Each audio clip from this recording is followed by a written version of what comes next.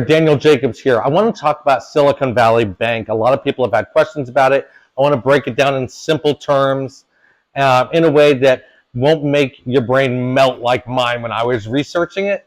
So here we go. Now, forgive me. I'm going to use some notes because there's a lot to unpack here. So in simple terms, what happened? Let's start with how banks make money first. All right, so first of all, banks have shareholder or investor equity. That's the money they put in to start the bank.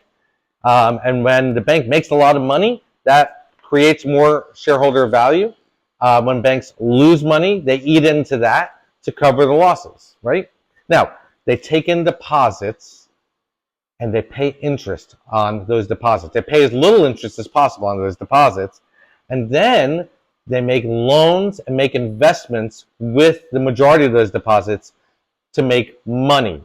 The idea is to make loans and make investments at a higher interest rate than they're paying out on deposits. And that's how they make their money. Now, they do have to keep some of those deposits liquid and not invest them just to cover withdrawal requests on demand. So you go to the bank, you say, I've got money here, I want to pull it out. They need to have money to pull it out, right? So they look at how much they need to have in there to honor withdrawal requests, and they invest the rest to make money.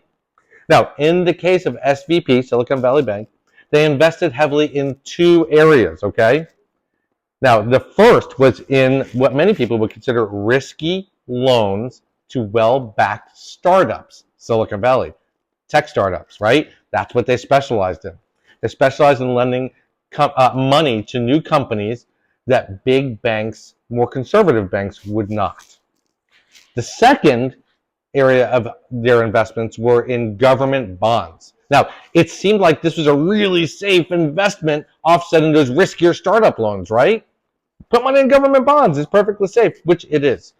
Government bonds retain guaranteed principal value so long as you don't need to get your hands on the cash from those bonds prior to their maturity date. Now, what do I mean, as long as you don't need to get your hands on that cash prior to the maturity date? Well, let's say you put $1,000 in a 10-year bond paying 2% per year. That means you get a guaranteed $20 annually in interest, and at the end of that 10 years, you get your $1,000 back. It's guaranteed. So, but let's say that maybe after 2 years, something happens. Let's say after 2 years, bonds are now paying out 4%. But now something happens, you have a cash crunch, and you want to sell your 2% bond because you need to get your hands on some immediate cash. Well, how do you get someone to buy your bond with 8 years left on it, paying only half the interest that they could get by buying a fresh new bond? By selling at a discount.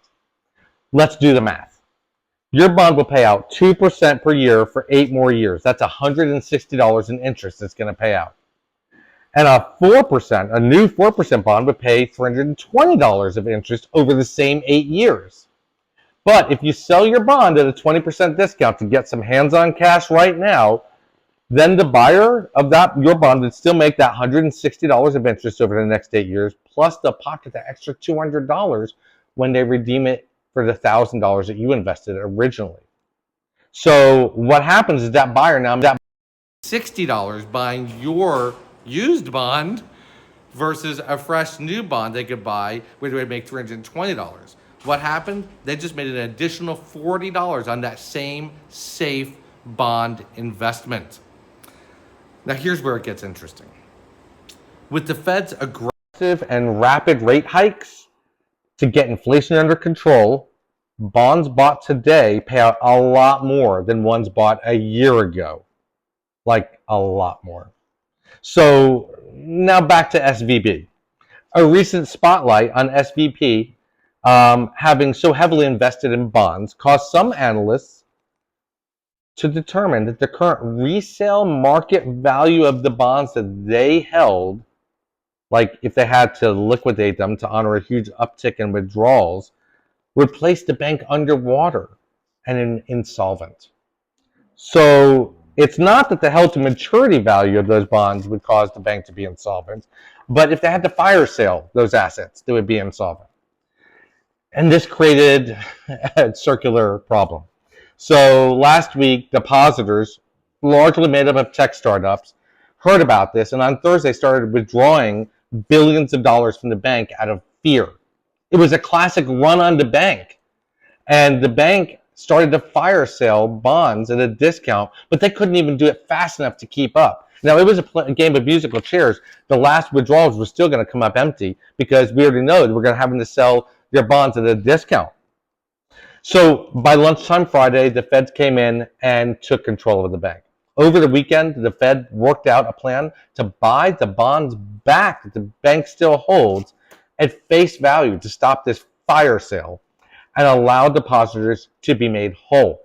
In other words, they accelerated the maturity of those bonds. So instead of waiting another 8 years on that 10-year bond, they said, look, we'll just buy it back from you at face value today. And that repaid the original invested amount of the bond immediately.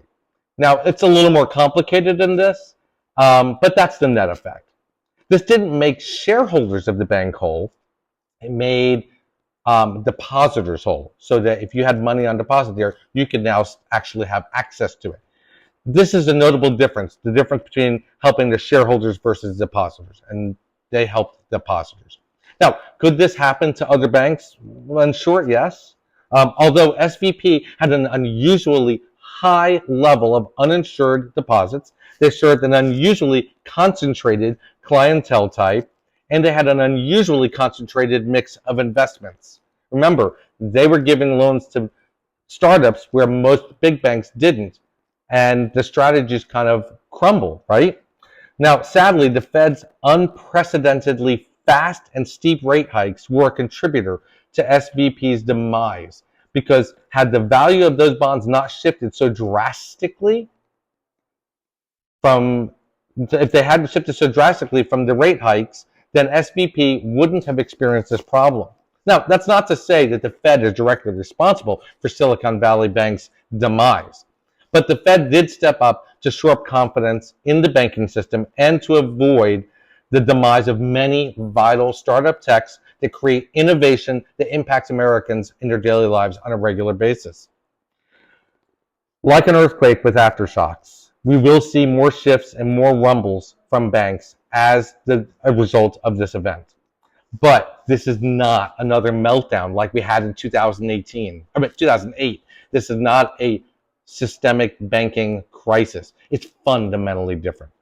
Look, I hope that kind of breaks it down and makes it a little easier. I'm sorry it took so long. I would have loved to have done this in a reel and said it in 1 minute. There's just too much there. But know that this should not be a systemic issue, and overall, our banking system remains pretty strong.